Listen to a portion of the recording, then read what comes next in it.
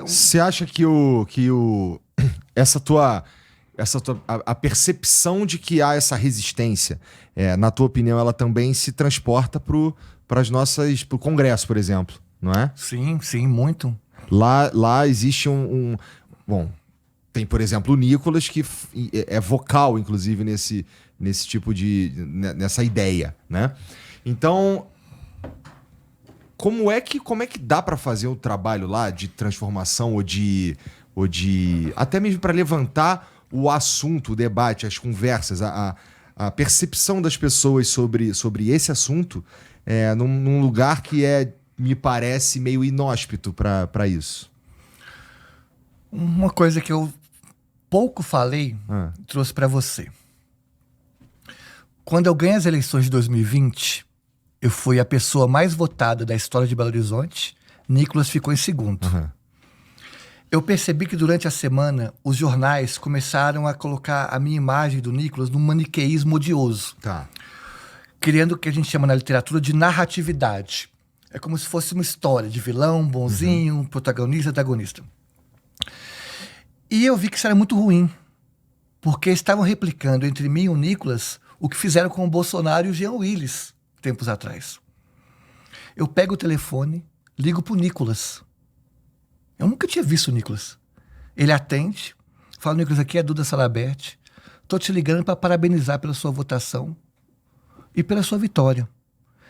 Que brigue as ideias e nunca as pessoas. Falei para ele. Ok. Ele agradece, foi muito educado por telefone, desligamos. 2020. 2022, ele agora fica o mais votado e eu fico em terceiro lugar. Eu pego o telefone de novo e ligo para ele. Ele não atende. Liguei várias vezes, não atendeu. Isso foi no domingo. Segunda-feira, estava lotado, tinha plenário na Câmara de Vereadores. Eu estava lá sentado, o Nicolas chega. Vários repórteres, votação, recorte. Quando ele chega, eu levanto. Isso tem vídeo na Câmara. Eu levanto, vou até o Nicolas e estico a mão. Falo: parabéns pela sua vitória. Ele não aperta minha mão, vai para o microfone, faz um discurso de 10 minutos. Todo um discurso odioso contra mim. Primeiro discurso dele após a vitória. Isso não me dá voto falar isso. Eu perco o voto, inclusive. Mas, na política, na minha opinião, você não tem que ter inimigo. Você tem adversário. Idealmente. Porque a política é a arte de buscar consenso. Sim. Eu mostro a tese, o outro lado a antítese e chegamos à síntese. Quando o Nicolas foi presidente da Comissão de Educação, eu falei: Nicolas, nós temos nossa divergência, mas vamos combinar o seguinte: no Brasil hoje, mais de 1,5 milhão de estudantes não têm acesso à água potável. Se a gente conseguir diminuir desse 1,5 milhão para 1,2 milhão, vai ser uma vitória maravilhosa. Vamos unir eu e você para a gente construir isso? Então, a política institucional para mim é isso. Mas nem todo mundo topa. Porque há quem quer apagar o outro, destruir o outro, eliminar o outro. E para mim isso tem outro nome. Isso que você está falando é muito interessante, que me mostra que além do ativismo, tem também todo um pragmatismo político, assim, da forma como tu atua. Que é, como é que a gente chega ao melhor objetivo? Se eu quisesse ficar... Os movimentos sociais têm um papel muito importante. Os movimentos sociais ficam chutando porta e tem que ter essa força na sociedade de chutar porta, brigar, reivindicar. É papel. Agora, a partir do momento que você está na política partidária, institucional, eleita, você tem que buscar o consenso ali. Então, se eu quisesse só ficar brigando mesmo, chutando porta, eu estaria no movimento social, não tem por que eu me candidatar. Agora, se eu me candidatei, eu sou deputada de todos. O que eu voto lá interfere na sua vida. Com certeza. Então, bora buscar o melhor. Você mostra a sua visão política, eu mostro a minha. E aí, quem chegar primeiro no resultado, puxa o outro, sabe? Bora fazer isso. Então, é isso que eu acredito.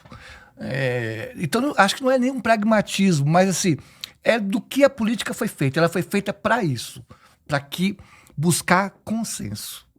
Agora, a partir do momento que ela não consegue achar consenso, quando tem mais muro do que ponte, aí não tem política.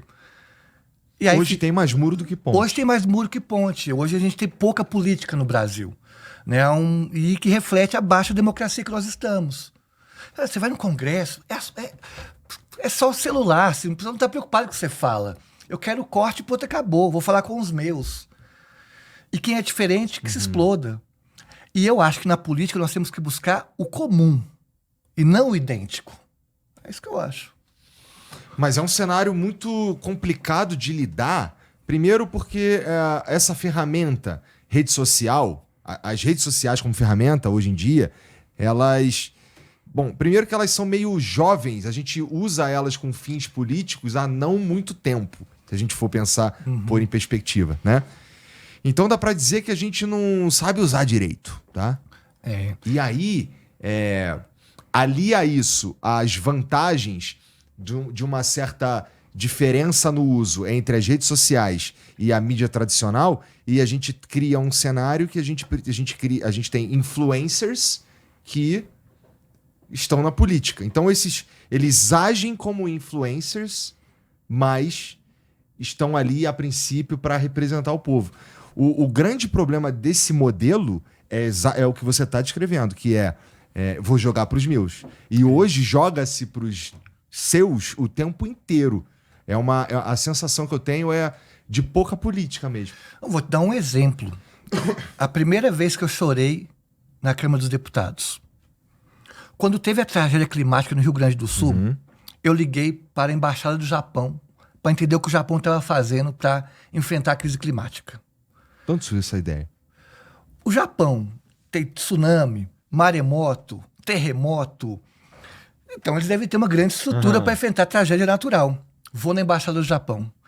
Eu esperava que o embaixador japonês iria mostrar grandes obras de arquitetura, grandes piscinões. E ele me surpreendeu. Ele disse, sabe o que o Japão tem mais feito para combater a crise climática? Ele, investir em educação.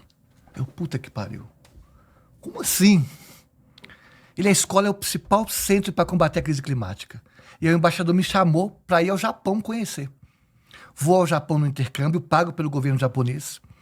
E num almoço com a princesa do Japão, ela me disse, o Japão separa um dia do ano para ensinar para as famílias o que fazer numa tragédia climática. Se tem incêndio, se vai pegar o elevador ou não. Deixar a janela aberta ou não. Para onde mandar as doações. O que fazer numa tragédia.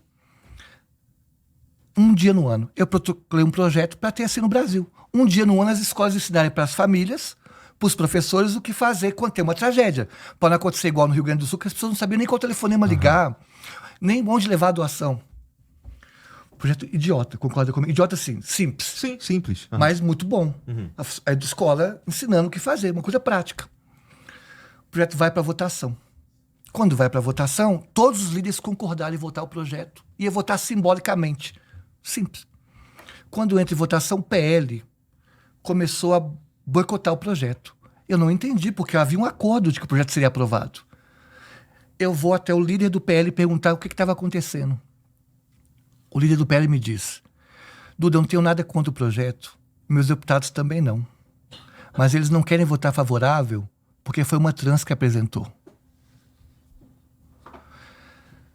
Igor, você não sabe o que isso significa? Olha só, imagine a maior bancada de deputados do Brasil se chegasse e falasse assim, nós não vamos votar esse projeto porque foi um negro que apresentou.